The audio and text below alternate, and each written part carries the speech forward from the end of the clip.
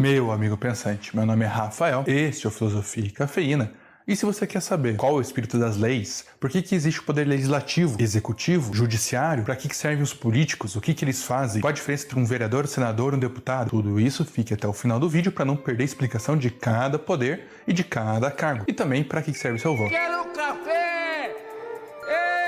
Claro que isso é uma contribuição de um filósofo, no caso de hoje de Montesquieu, ou Duque Montesquieu. Ele era um nobre iluminista, e se você quer saber mais que os outros iluministas pensaram, nós temos aulas, desde John Locke até os liberais e outros iluministas. Então se inscreva neste canal. O iluminista de hoje, o Montesquieu, é responsável por um livro chamado Espírito das Leis, que vai dividir o poder em três: executivo, legislativo e judiciário. Um sistema que pegou, até hoje é usado, principalmente nas Américas e em vários outros países do mundo. Mas antes disso, temos que entender o porquê que ele resolveu criar esse sistema. Ele é de um período do iluminismo prestes ao fim do antigo regime, das monarquias. Ele pensa: esse sistema que está aqui na França vai falhar, ele vai cair. E de fato ele acertou. Tivemos a Revolução Francesa. Comente se você quer uma aula de história sobre a Revolução Francesa aqui no canal. E ele vendo a Revolução Francesa que ia acontecer, ele falou: já avisei que vai dar merda isso. esse regime vai cair, então eu tenho que criar um novo que suprima as necessidades desse. Montesquieu era o grande leitor de John Locke. John Locke propôs o sistema que é usado hoje na Inglaterra, onde o poder legislativo é o mais importante dos poderes, inclusive acima do chefe de Estado e do chefe de governo. O chefe de Estado, que no caso seria o primeiro-ministro, e o chefe de governo, que no caso seria a rainha. Lembrando que o rei reina, mas quem governa é o povo, pela legislação. Já o Montesquieu, ele vai concordar, mas vai discordar em alguns pontos do Locke. Ele vai complementar e criticar o trabalho do Locke. Ele vai ser o responsável pelo que a gente chama de espírito das leis positivas. Aqui, ele vai colocar que as leis não são uma vontade divina, como no antigo regime, ou como muitos iluministas pensavam, um juízo universal, como por exemplo o Kant, onde toda lei tem um fundamento único e universal. Ele vai dizer que não, uma determinada lei não funciona num país e vai funcionar em outro. A gente fala que se a lei pegar uma determinada lei, ela é muito mais útil no mundo das ideias, no seu campo teórico, do que no campo prático. Às vezes uma lei no campo teórico pode ter outro resultado no campo prático. E esse resultado pode variar conforme a aplicação dessa lei. Então, a gente vai chamar de leis positivas. São leis que devem ser mudadas e que são mutáveis conforme necessidades do tempo e da sociedade. Existe um princípio universal que serve para todos os tempos e todos os lugares de lei e equivalente. Montesquieu vai ser então responsável pelo que a gente chama de Estado de Direito. Aliás, toda palavra com de direito fica bonita, né? Estado de Direito, democracia de direito, direito de direito, a p... e o de direito. Enfim, o que essa palavra tão bonita, Estado de Direito, significa? Que é um Estado regido pelas leis e pelo cumprimento harmônico das leis. De uma forma mais simples, nós vamos ter poderes que vão lidar com as leis, porém, diferente do Locke, lembra? Aqui o poder legislativo não vai ser o principal, e sim ele vai agir em harmonia. Tem que ter alguém para criar e debater as leis, alguém para executar as leis e alguém para julgar as leis. Por uma democracia representativa, onde nós vamos ter três poderes e todos eles vão ter cargos respectivos à sua esfera de poder. Já vou explicar o que significa esfera de poder. E é o povo que participa indiretamente da democracia. Ele escolhe seus representantes. Então, quando você vota em um deputado, um senador, um vereador ou qualquer outro cargo, quando ele está lá, é você que está lá. Eu já vou falar sobre como descobrir quem você votou anda fazendo. Porque ele é como se fosse você. Você está liberando poder para ele. Diferente do Rousseau, que dizia que era possível somente uma democracia onde todos atuassem diretamente, aqui ele já vai colocar que é necessário que se atue indiretamente, que você eleja seus representantes em diferentes cargos, diferentes esferas de poder, para que eles ajam de acordo com a lei. O espírito das leis vai influenciar muito um pensador chamado Howard Stuart Mill, que está no vídeo sobre liberalismo. Então eu vou deixar linkado, com card e até no final, esses dois vídeos. O vídeo do contrato social, onde você vai poder ver Locke e Rousseau que foram citados, e também o vídeo sobre liberais, onde eu vou falar um pouco mais sobre as origens do pensamento iluminista na política, e também você vai descobrir Howard Stuart Mill e os outros que seguiram o pensamento do Montesquieu. A escolha é sua, mas eu recomendo que assista todos, incluindo esta playlist toda. Você tem o direito de escolher, você tem direito de se inscrever, direito de dar like e direito de continuar para o próximo tópico. O primeiro poder vai ser o executivo, na figura principalmente das pessoas que executam a lei. Seriam eles os presidentes, em níveis federais, os governadores, em níveis estaduais, e os prefeitos, em níveis municipal. Ou seja, toda cidade tem o seu prefeito, todo o estado tem o seu governador e todo país tem o seu presidente. Esse sistema pode mudar um pouco de acordo com o país. Um governador, por exemplo, nos Estados Unidos, ele tem mais autonomia. Ele governa aquele estado e ele tem uma união com os demais. Aqui no Brasil, a gente já vive uma república federativa. Aliás, o nome completo do Brasil é República Federativa do Brasil. Inclusive, você pode olhar no CRG, que é exatamente assim que vai ser escrito nele. Aqui, os estados possuem um nível de autonomia menor, porque eles são diretamente sob a tutela da União, do governo federal. Então, todas as esferas do poder estão abaixo da esfera federal, onde nós teríamos no poder executivo a figura do presidente, que é quem executa o poder, que é o chefe de governo e o chefe de estado. Diferente lá do sistema do Locke, aqui o chefe de governo também é o chefe de estado, na figura do presidente, que não é a pessoa que governa sozinho o país. O próprio Montesquieu diz que não pode haver rupturas muito drásticas, porque senão o espírito das leis não acompanha a ruptura. O que isso quer dizer? Aqui no Brasil a gente passou muito tempo como colônia, depois como primeiro e segundo império, então muita gente, eu acredito, que veja o presidente como se fosse um rei, como se tudo bom ou mal, independente do atual ou passados, fosse do presidente. Então aqui a figura é um pouco diferente.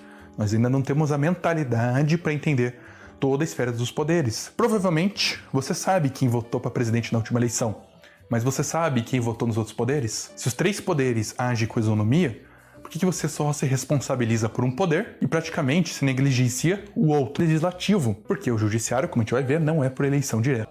Ih, rapaz. Mas o executivo, que é o que a gente está vendo aqui agora, ele é por eleição direta. É o que o povo brasileiro mais dá importância, principalmente na sua esfera federal, que é a figura do presidente, na esfera estadual é o governador e na esfera municipal o prefeito. Essas são as pessoas responsáveis por representar o país. Como eu disse, essas pessoas, além de chefes de governo, ou seja, executam as leis, também são chefes de Estado. Então, se tem uma viagem fora do país, um comício, alguma coisa na ONU, alguma outra organização internacional, para representar esse país. Vamos pegar um exemplo. Durante o impeachment da presidente Dilma Rousseff, ela ficou impedida. O Brasil, naquele período, tinha que fazer uma viagem à China. Então, o vice-presidente, ele ainda não era o chefe de Estado, mas ele já era o chefe de governo. Então, ele, mesmo sem ter assumido ainda a presidência, o Michel Temer foi à China como representante do Brasil. Então, é muito importante ter essa diferença também de chefe de Estado e chefe de governo. Mesmo que seja a mesma coisa aqui no Brasil, nós temos casos em que é aplicado de forma diferente. Além disso, o presidente indica cadeiras do próximo poder, que é o judiciário. Como eu disse, o judiciário, as cadeiras do judiciário, da maior esfera, que é o STF, Supremo Tribunal Federal, ou seja, a esfera maior, que é o da federação, isso em todos os poderes, não só no executivo, mas também aqui no judiciário. Os cargos são de concursados, não são eleições diretas, e o cargo supremo da esfera federal é escolhido pelo presidente. Aí você me diz, tá, mas se o principal representante da esfera federal é escolhido pelo presidente, então o presidente tem influência sobre esse poder. Logo, o poder do presidente é maior do que o poder do Supremo Tribunal Federal. Não. O presidente, ele indica, mas, como a gente vai ver no próximo poder, o Senado tem que aprovar. O poder é isônomo. Tudo que um poder delibera, outro tem que aprovar, assim mantendo equilíbrio entre eles. Então, depois de ser indicado por um presidente e aprovado pelo outro poder, que é o legislativo, que aí sim um membro da cadeira do Supremo Tribunal vai poder assumir. Ele exerce o poder se ele tiver autorização dos outros 2 poderes ao mesmo tempo. Mas o que essa gente faz?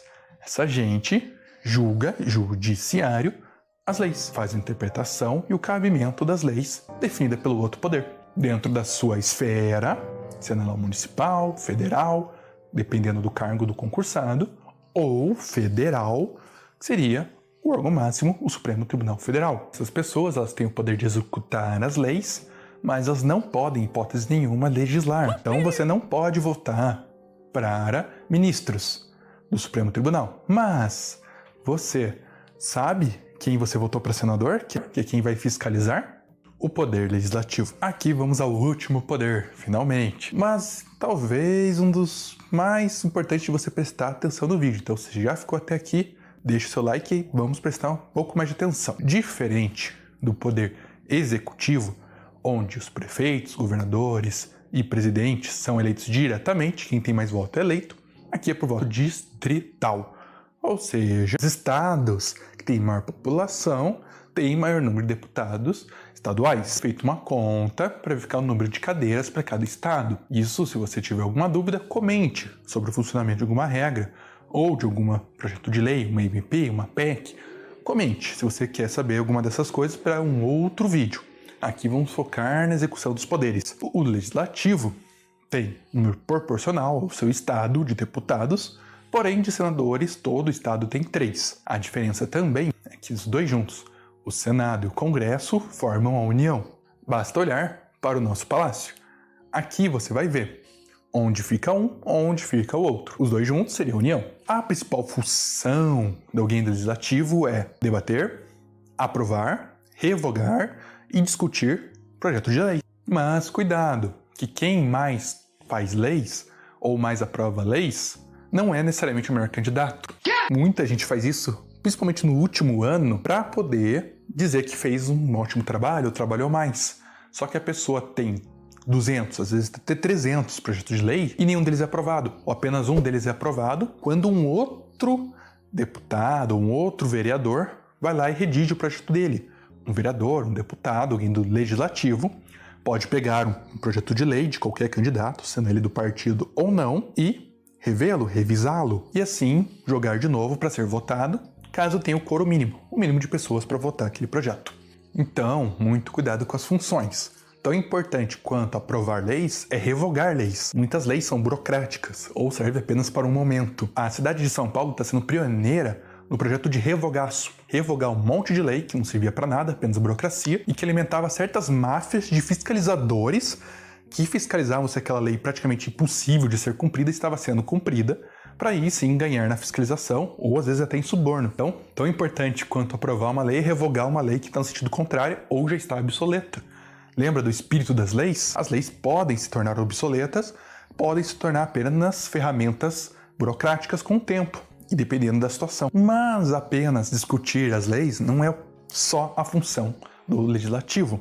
Ele também fiscaliza os outros poderes, porque senão ele só apenas propõe, e os outros poderes vão fazer o que eles quiserem ou não com essas leis. Então eles fiscalizam. Por exemplo, o executivo. Toda vez que o presidente indica um ministro, ele tem que ser aprovado pelo Senado. Seja ele ministro da Agricultura, do like, ministro de ver se você está inscrito, ele tem que ser aprovado. Assim como os ministros da STF também têm que ser aprovados. Então eles também têm a atribuição de fiscalizar os outros poderes, também de aprovar os orçamentos. Se o seu governador do estado não está abrindo concurso, não está fazendo reforma, não colocou no orçamento que você acha justo para aquela pauta, isso não é problema dele. Isso é problema dos senadores do seu estado. Então eu vejo muita gente fazendo greve, às vezes contra o governo estadual, sendo que aquela atribuição é do senador. E a pessoa sabe que votou para o governador. Aliás, o governador e presidente, todo mundo sabe para quem votou. Às vezes prefeito. Agora, deputado estadual, deputado federal, vereador e principalmente senador, muita gente não sabe quem votou, o que é um problema, porque essa pessoa que está lá, ela está lá representando você. O presidente, você sabe se foi o seu ou não, então você tem a quem culpar ou não, ou às vezes até querer se isentar. Mas com o legislativo não tem jeito. É o poder mais negligenciado em termos de responsabilidade de voto e é um dos mais importantes. Não o mais poderoso porque existe isonomia entre os poderes, mas é um dos que mais tem funções atribuídas. Então muita gente protesta contra alguém do cargo executivo, principalmente governadores e prefeitos, e esquece de cobrar os seus vereadores, ou os vereadores eleitos, e os deputados eleitos. Então, para construir uma ponte num estado, quem define o orçamento é o deputado estadual. Para uma reforma de um patrimônio local do município, quem aprova a verba é o vereador. Inclusive, você sabe em quem você votou para vereador? Não sei. Você sabe quem você votou para Senado? Estou lhe respondendo, não sei. Deputado estadual e federal? Não sei! Muita gente não sabe, principalmente o senador e o vereador. Eu sei que para vereador eu votei nem... E para senador eu votei dias. Então, por isso, meu amigo pensante, como amigo eu vou deixar uma dica, um bom conselho, que é o ranking dos políticos, o site que está aqui na descrição, para você acompanhar o seu candidato, tenha consciência quem você votou, acompanhe o seu candidato e veja se ele vota de acordo ou não com você. Se ele tem algum processo nas costas, se ele comparece às sessões, quanto que ele gasta de verba. Por exemplo, todo deputado estadual tem 15 mil reais da data de publicação desse vídeo para destinar a qualquer instituição que ele quiser. Sabe onde o seu deputado colocou esse dinheiro? Se ele colocou numa escola, numa creche do estado, se ele enfiou no rabo. Você sabe? Acompanhe. Use uma dessas ferramentas e outras que você também pode pesquisar para acompanhar o trabalho de cada político seu. Lembre-se, ele é você lá. Então, se você não acompanha o trabalho dele lá, é a mesma coisa que você estar lá negligenciando, é a mesma coisa que você participar de corrupção. Aliás, os maiores escândalos de corrupção do país, seja do orçamento secreto ou do mensalão, são de um poder interferindo justamente no legislativo. Então, muito cuidado com o poder legislativo. E se você quer saber quais são os principais escândalos de corrupção, como funciona a corrupção, como que alguns políticos corruptos agem, se inscreva neste canal, deixe um comentário do tipo de crime que você quer entender, para que eu, como seu amigo, possa te auxiliar com mais conteúdos exclusivos para você. Então, fiscalize, saiba o que cada um faz, não vote em alguém que está prometendo algo que ele não pode cumprir, algo que não é da esfera de poder, ou não é do poder do qual ele participa. Então, cuidado, fiscalize, seja consciente, vote bem, mas pesquise você em quem você vai votar. Pense só.